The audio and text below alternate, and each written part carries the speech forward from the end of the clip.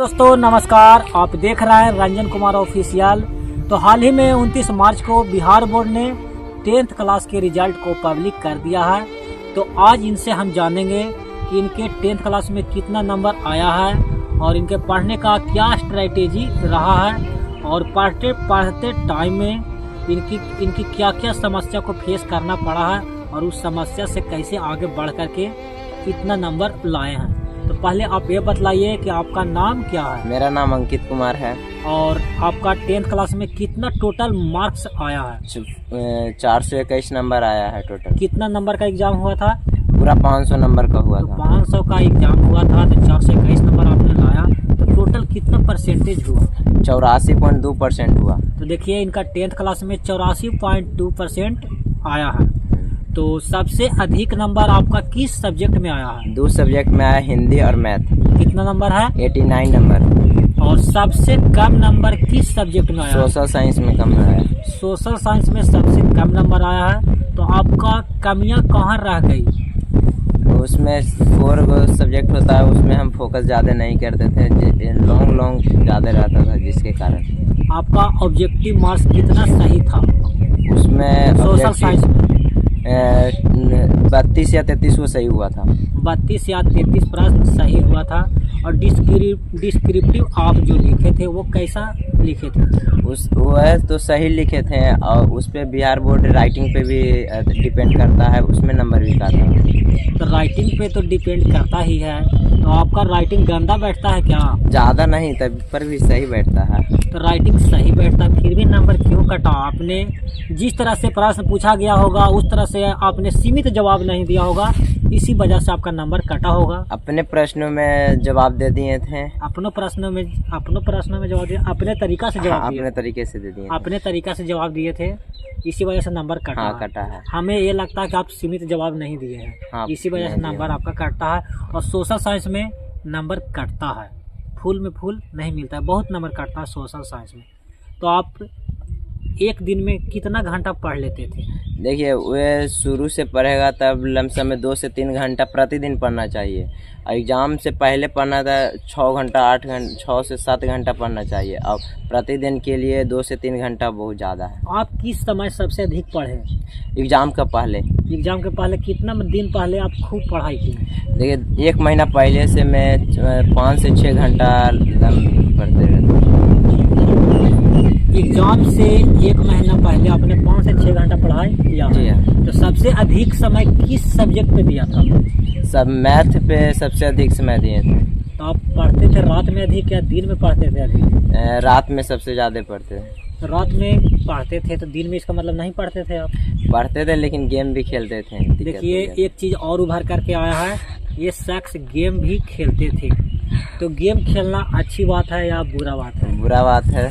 तो आपका जो वीडियो देख रहे हैं, जो भी जूनियर वीडियो देख रहे हैं, तो आप उनसे क्या कहेंगे कि गेम खेलना चाहिए या नहीं खेलना चाहिए? उनसे मैं यही कहना चाहता हूँ कि आप लोग गेम पे नहीं ज़्यादा फोकस करिए।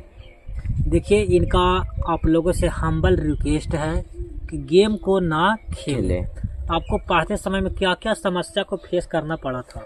ये पैसा का दिक्कत भी हो जाता था तब, जिसके कारण हम गेम खेल लेते थे। तो अपना पैकेट के तो खर्चा के लिए। गेम खेल लेते थे तो घर वाले नहीं बोलते थे? नहीं, छुप छाप खेल लेते थे, चोरी से खेल लेते थे। तो इसमें आपका लॉस भी बहुत हुआ होगा? और लॉस भी होता है था और कभी कभी लाभ भी होता था। तो जो व्यक्ति आपका वीडियो देख रहा है उनसे आप क्या कहेंगे कि गेम खेलना चाहिए या नहीं खेलना? उनसे हम कहना चाहते हैं कि यही कि आप लोग गेम नहीं खेलिए। तो पढ़ते समय में और क्या चीज़ का समस्या आया? पैसा का समस्या आया और क्या चीज़ का समस्या आया?